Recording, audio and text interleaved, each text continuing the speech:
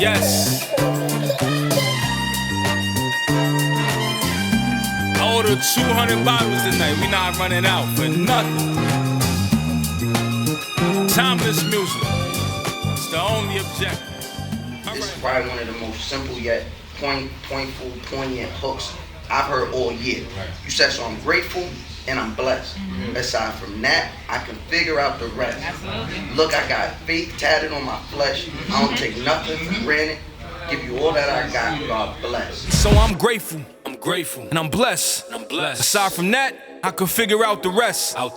Look, I got faith tatted on my flesh. I don't take nothing for granted. Give you all that I got left. Biz, we're gonna jump right into it.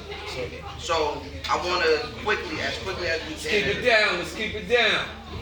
As quickly and as efficiently as we can, I want to just cover the basics, right? Because everybody, this is a dream of a lot of artists, right? Not just to be interviewed by me. That's a dream come true. But just to get to talk to somebody about the thing that they just put their heart and soul in, put their project in. What brings you here today? We be so focused on eating, but we don't really focus on like what's feeding us, what's feeding our soul. Because at the end of the day, that shit really is the only thing that matters. The money gonna go, it's gonna come, you gonna get it back, you gonna spend it. Straight. You know what I'm saying? Okay. It's material shit, but like at the core of the person that you are, it's like how are you feeding that person? How are you like I know the 14-year-old me is he jumping his ass off right now, like, yo boy, good shit, my nigga. That's what this shit is. You feel me? Like I know he like, yo boy, that's what I mean right there. Like I know in my head I'm like, yo, that little nigga back there, like, yes, boy, yes. This is what I was trying to tell you. And it's like, you know, you gotta kind of maneuver through your shit to get to that point. But Feast After Famine for me is like sitting down for that meal after you was starving and like you finally figuring out you was lost. I feel like I was lost for so long, like just trying to take care of shit, trying to take care of myself, that I forgot like what it is that I really love to do, that would like God-given shit that was instilled in me that really makes me feel like I'm a purposeful nigga. Purpose. You know what I'm saying? So it's like a purpose-driven life was really what the shit was about for me. So the purpose for you. Yeah. What was your family like? What was the family that you felt you went through? It was just like walking aimlessly. Like I remember, like it was a time in my life I wasn't doing shit productive. Right. It was nothing productive going on. It was like I had to lie to my moms about what I was doing. Like I just felt like a sucker at that time. Like, I felt like, yo, bro, you're not giving nothing. You're not contributing nothing to society. It's not like you're not even really making no substantial amount of paper to be hype about.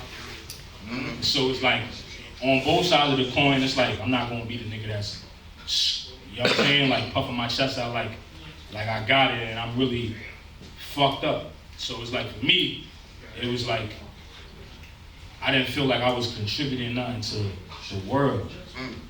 I used to just take walks just to like get out the crib, because it was like, these four walls, it just reminded me of how much I'm not doing. And it was like, at that point, it was just like, yo, boy, you gotta really tap into whatever it is that your younger you was on. Sometimes it'll be having to talk to the kid in you to remind you of what you was here to do. So it's like, you know, we get to adult things and we get lost in the adult survival thing, and then it's like, but you forget about the thing that like was inside you from jump, that really like speaks to you. So I kind of like, for me, at that time, it was just like, I need to be, the family was really not feeling like I had no purpose. And for a nigga that, if I wasn't a stronger person, I would have probably did some wild shit. Cause I ain't feel like I had no reason to be here at that time. Right. And it was just like, alright, if I go, niggas ain't gonna miss me. But niggas would miss me. Right. I would miss trying. Right. That's big. I was trying. You feel me? So, on the same hand, what does your feast look like? My feast is this, bro. This is like my family, like the fact that my family and friends would actually walk through 2 doors to listen to my music. It's like, nigga, that shit is an easy one. That shit is a layup. Like the fact that I got however many people in here right now, like to come celebrate somebody that they love is like, that's the biggest feast I could ever have. So it's always interesting to me the way artists decide to introduce themselves musically, right? Like today, you know, we can say and complain or talk about how the young artists are doing it, TikTok, this, that, and the third, but it's always interesting to me the way an artist decides to introduce the music, whether it's through a TikTok record or a single or some antics. You decided to give us a project, a full-length EP of sorts, 7 songs. What was the thought process going into that, saying, the way I'm gonna reintroduce myself, or the way I'm gonna introduce myself, is I'm giving y'all 7 records. I'm dedicating myself to a 7-song project. Well, I guess it started from last year for me. Like last year, the pandemic started. My brother had sent me, not even before that. Well, when the pandemic started, we was like, all right, we gonna do this shit. Like, I just had like, I just felt like I wanna just drop a record. I wanna do a freestyle and like just do some simple shit so niggas know I rap. Right? And I didn't want to make it like no big thing. I just wanted to just give you some bars and a good visual, right? Some simple shit niggas can throw on the gram, right?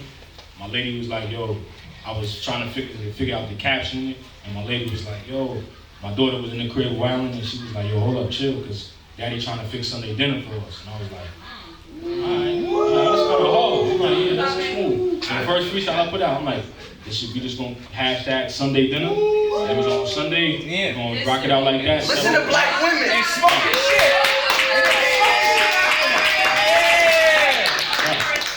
She told me. She said, yo, she just said that to me, and it was like, then the next week we did another one. We rocked out for like the whole pandemic. Every weekend on Sunday. Robert Ory, 4th quarter, 1 shot left. What you gonna do? Tell me what you gonna do. And for 3 or 1 it all, ain't no sense going for the 2. Fuck you going for the 2 for? Can't let the pressure take control. Keep the devil in the hole. Promise you don't never fold. Can't let the pressure take control. Keep the devil in the hole. Promise never sell your soul.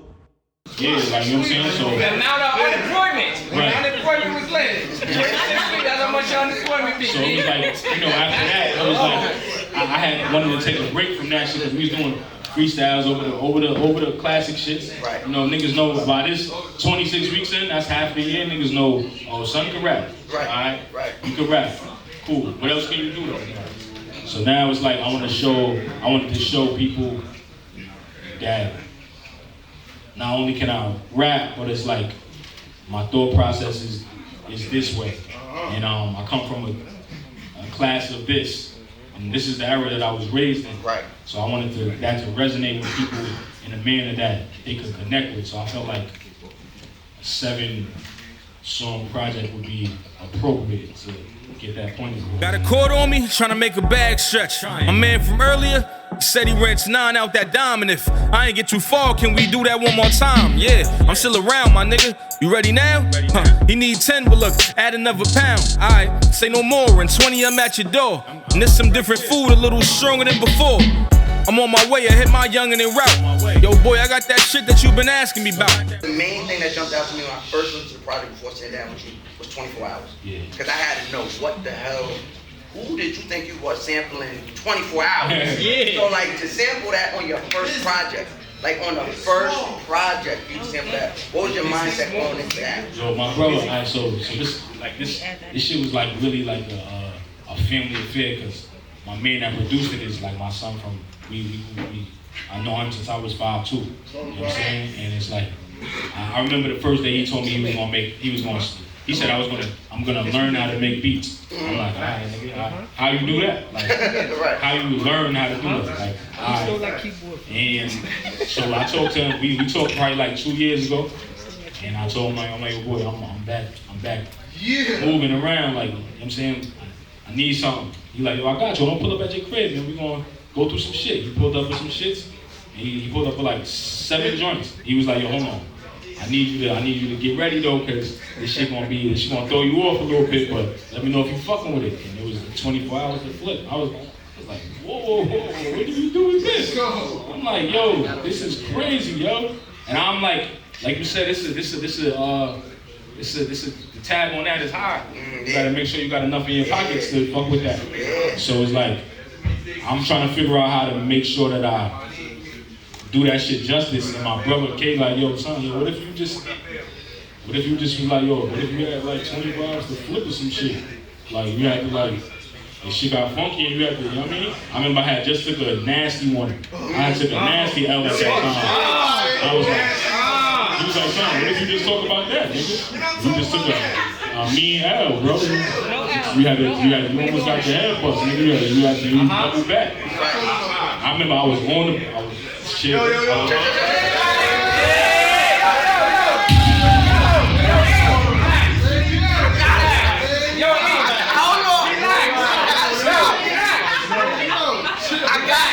Because as much as I want a great interview, this is not Vlad. I can't have my boy. I can't have my boy.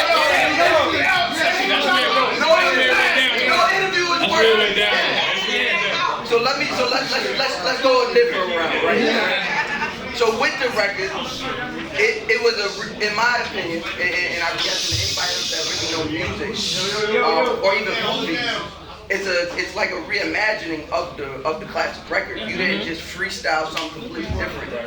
You completely reimagined the record instead of having 24 hours to live. You got 24 hours to flip. I wanted to have that same urgency. I wanted to make sure to have that same urgency, like even like the dun dun dun dun dun dun dun dun. Like when you hear that shit, it's like a heartbeat. Right. It's like it's suspenseful. I wanted to make sure that my words matched the intensity of and the emotion of it. Like it's like a intense, like decision-making kind of beat to me. So it's like after you going it's either A or B. So I wanted it to have that same emotion and feeling behind it. You know what I mean? Yeah. That's exactly what I got from it though. And I think that's what, watching everybody's reaction, whether the first time or 15th time hearing it tonight, I think everybody heard that urgency in it. So when you said that, exactly what I got. There was a urgency. This is probably one of the most simple yet pointful, poignant hooks I've heard all year. You said, so I'm grateful and I'm blessed. Aside from that, I can figure out the rest. Look, I got faith tatted on my flesh. I don't take nothing for granted. Give you all that I got, God bless. Now, to me, when I hear that, it's almost, it's funny you brought a movie because it sounds like the audio or the audible version of Carlito's Way. Like when you get to the end, what Carlito the whole movie kept saying, yo, I just need one more, I just got it. One more I get out. Unfortunately, it don't go out well for you, but on this record, it sounds like it worked out well for you. So just talk about that hook and what went into the simplicity of that. Wow, that was fire. It's almost like I'll do this right. It's almost like I do this. Nah, I mean that shit was I actually probably never have been asked a better question than that. You see, coincidentally, Bless is the last one on the record, so it kind of had that finale feel to it, right? With the Carlito's Way shit, it's a good analogy and a good bridge segue because it's like for me this is like it's like that it got that finite feel to me, like it's like you finally get to you know what I'm saying, get out. Right? And you get like Carlito was trying to get out and get to real life. You know what I'm saying? He was trying to get finished with the shit that he had to do to get to do the shit that he wanted to do. Yeah. Real nigga. You know what I'm saying? So for me, this shit is like, Blessed is all about me being Real nigga. appreciative of all the shit that I had to do and being around to be able to do the shit that I wanted to do. Speaking of that energy, one of my favorite schemes on the entire album. I talked to you about this now. You said it get as dirty as you want it and the breeziest, the easiest. Think this might get tedious. I needed this. Flow get more feverish. This ain't intermediate. This ain't like the previous. I know who preceded this. Cooking something, but it ain't the same ingredients. Too bad they won't get to enjoy it, so it's meaningless. Let's go! I gotta clap it up. So, like I leaned over, I said it while it was playing. I'm like, yo, who you was battling? Like that's some URL, to say that, I always, whenever I hear a new artist and I hear them putting this much effort and this much attention to detail into not just the word, but your craft on a project that, if we're being honest, it may not make it past everybody in this room, but you still put in that type of effort. Why? I mean, to me, I feel like I'm always battling somebody. It's just it's funny that you say that, because I be in my head you watch The Last Dance? Yeah. You know when Mike was like, yo. I took that personally? He was like, yo, son was like, yo, good game, Mike. And nigga was like, he ain't really say that shit. Nigga was like, nigga wanted to hear that shit because nigga wanted to get drop 50 on the next nigga. It's in my head, I be walking the stool and niggas was like, yo, well, good game, biz. You ain't really like that, nigga. So I be kind of be having that chip on my shoulder, because it's the best way to maneuver. You better have that chip on your shoulder. You better feel like niggas is coming at you. You better feel like any bar is about. I don't really I'm not that nigga. Yo, who you talking about me? Nah. But I just feel like this is a competitive sport. Yes. So it's when I on beats like that give you the room to swell up and show your prowess. Nigga, I'm gonna show you how elite the fuck I am, nigga. I want niggas to know, son. Alright, son is really serious. He get really busy, and I don't really do that too much. I'm not a really boastful nigga, but I know who I am. So it's if you ever try to undermine my shit or question my shit, I'm gonna set that shit straight immediately. You're not gonna save no room for you. I'm gonna send them flowers, and it's that's really what it come down to for me, because it's I ain't a nigga that just be talking. So we've reached the end. Yes. So it's only right that I be as honest and transparent as I've been since we met. So we're grading it off of my scale. Yeah. This is an easy 8.5 out of 10. Easy 8.5 out of 10. That's based on the lyrics.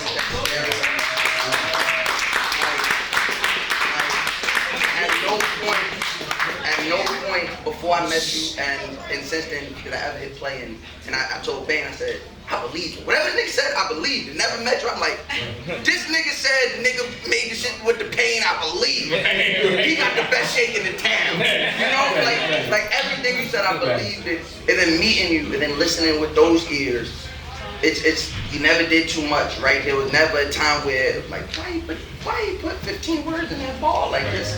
You know what I mean? You got straight to the point, and if I'm being honest, it puts me in that mindset of that first TN 101 Jeezy.